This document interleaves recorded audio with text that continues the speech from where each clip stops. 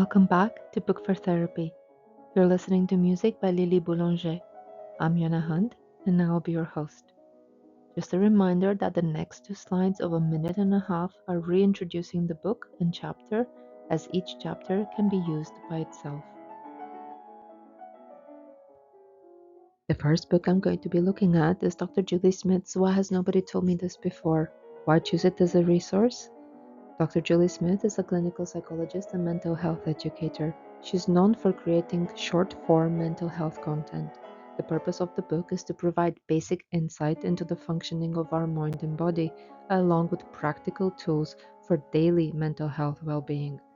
The content focus is a clear and detailed look at how these ideas would be discussed in a therapy session, together with simple step-by-step guidance anyone can follow.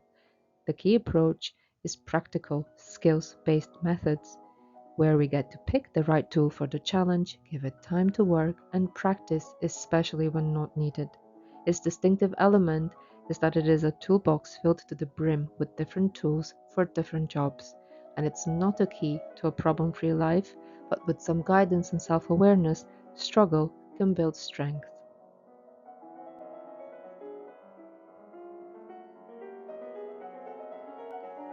The second Awareness Day or period, and an extension of the first, is that of mental health awareness observed next week. The theme for this year of 2025 is community. Chapter 2, where we try to understand mood pitfalls and thought biases to watch out for, will be talked about in relation to this. The painting is by Manet, Game of Croquet, and the music will be by composer Lily Boulanger.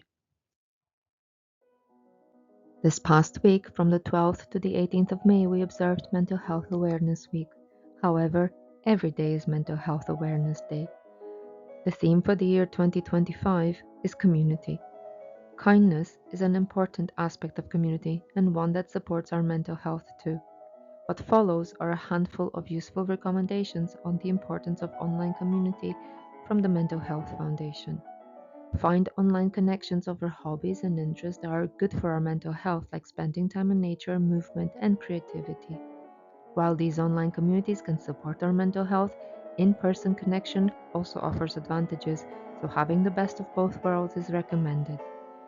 Online communities can change over time and become unhelpful, as sometimes even interest in harmless topics can lead to damaging communities. Think about what you don't want to interact with, like staying away from content that makes you feel bad about yourself or uncomfortable. It's okay to mute, block, or report. Pay attention to how you feel when you engage with community online. A healthy community should make you feel connected, respected, and accepted. Chapter summary. Distorted thinking called biases are a natural occurrence, yet we are not powerless to its consequences. We humans tend to seek out information that validates our existing viewpoints, leading to subjective experiences even when contrary proof exists. Bad emotional states often arrive with an increased focus on perceived danger and loss. The inclination towards negativity can make our low spirits worse if these thoughts are perceived as realities. One thing we can do against the negative cycle triggered by this is recognizing that feelings are not proof that what we are thinking is right. Being curious is another approach to this issue. Creating mental space by recognizing common thought distortions, absorbing their presence, and categorizing them as distortions, not realities, are positive actions.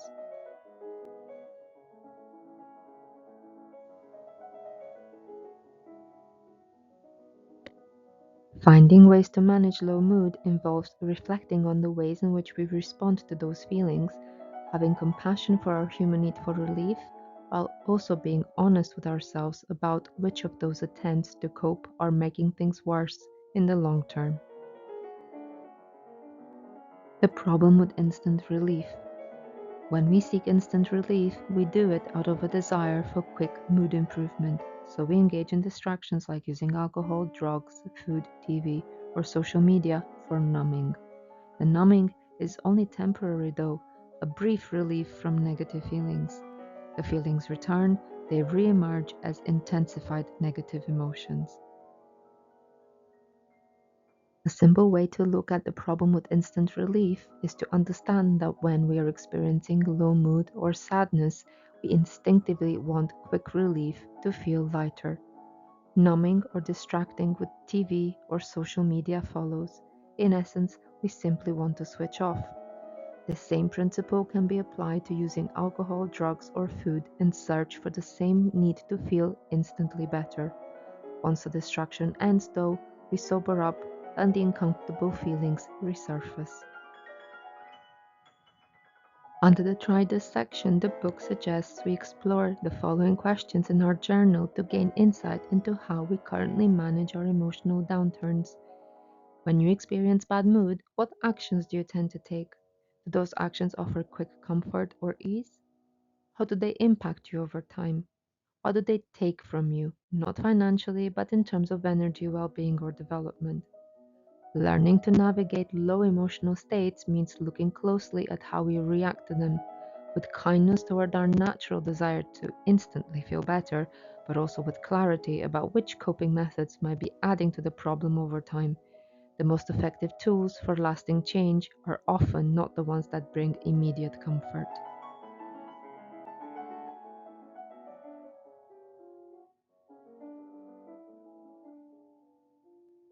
They, biases, might sound familiar, and that's because thought biases are normal.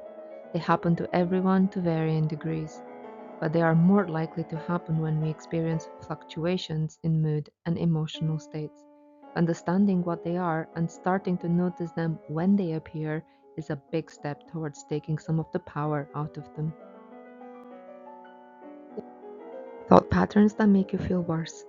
Here we see a table of thought biases, their description and examples, paraphrased from the one in the book. Mind reading. Assuming we know what the other's thoughts and feelings are. My friend looked at me funny. She hates me. Overgeneralization. Drawing general negative conclusions from a single event. I burnt toast this morning. Today is going to be awful. Egocentric thinking. Difficulty considering others' approach and morals. Focusing solely on our own. They're direct and to the point, so they're just rude. Emotional reasoning, believing our own feelings are facts, even when contrary evidence exists. I feel like a failure, so I must be one. Mental filter, focusing only on negative details, ignoring positive ones. I can only think about that one nasty comment. Musts and shoulds, holding rigid, unreasonable expectations for ourselves and others. I need to get the maximum grade all the time. All or nothing thinking, seeing things in black and white terms with no middle ground. If I fail one exam, I'm a total loser. In mind reading, low mood allows for a less balanced view of others. Good mood encourages open communication and curiosity. However, good mood can result in overconfident misinterpretations. Low mood, though, leads to quick negative assumptions.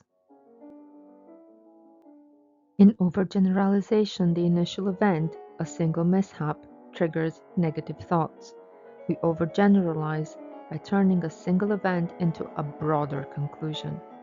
We then expect more problems, anticipating further negative outcomes. This makes us feel hopeless, feeling despair and lack of future prospects.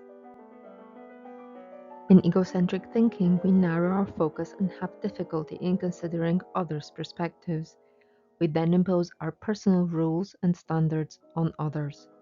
Next, we react emotionally by feeling offended or hurt by others' reactions. This in turn causes relationship tensions, strained connections with others. Our mood and well being further spirals. In emotional reasoning, we misinterpret situations based on emotions by using feelings as evidence for truth. We then feel vulnerable and susceptible to intense emotions. Emotional information uses feelings as data, not facts. In using the mental filter, we do an environmental scan by filtering the information, usually with a negative focus, which leads to self doubt. In using musts and shoulds, we identify unrealistic expectations, which is a perfectionism trigger. This causes an emotional roller coaster where we struggle with mood, trapped by our own and others' expectations, suffering from discrepancies. We obviously need to recognize these and adjust our self talk with self compassion. In all or nothing thinking, we experience stress, which triggers polarized thinking. We then experience intense emotions where emotions become overwhelming and difficult to manage. When we engage in polarized thinking, which is thinking in extremes or black and white, it intensifies emotion. This in turn reinforces polarized thinking, where intense emotions reinforce the cycle. So, what to do with thought biases? Thought biases appear, we notice the bias, we label it as a bias, it reduces its emotional power, we then consider the alternative. We respond helpfully and we practice regularly. How do biases show? The interesting thing is that they don't just show up as one thing, they show up as physical sensations, images, memories, emotions, or urges.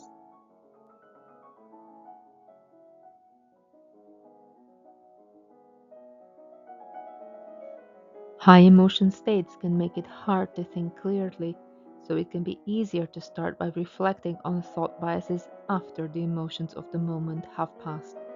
You build your awareness by looking back, but that gradually builds towards awareness in real time. Getting started. Reflect after the moment by keeping a journal. Identify thought biases by using distancing language and going back over the thoughts, feelings, urges, and images or memories you experienced. This helps us to see the experience as something that is washing over us rather than absolute truth. End quote. Get support in noticing these from a trusted person, but only if you feel you're not being judged but helped. This allows us to build a mindfulness practice where we take an observer view of what is happening within us. And finally, a few pointers. Recognize your thoughts as one interpretation. Spot and label thought biases. Practice consistently and focus on generating alternatives. Allow for uncertainty, respond consciously, and keep practicing. That's all from me for now. The music in the background is by Lily Boulanger, a female composer we celebrate this month of May. I hope you found our explorations of thought biases informative and helpful. See you soon.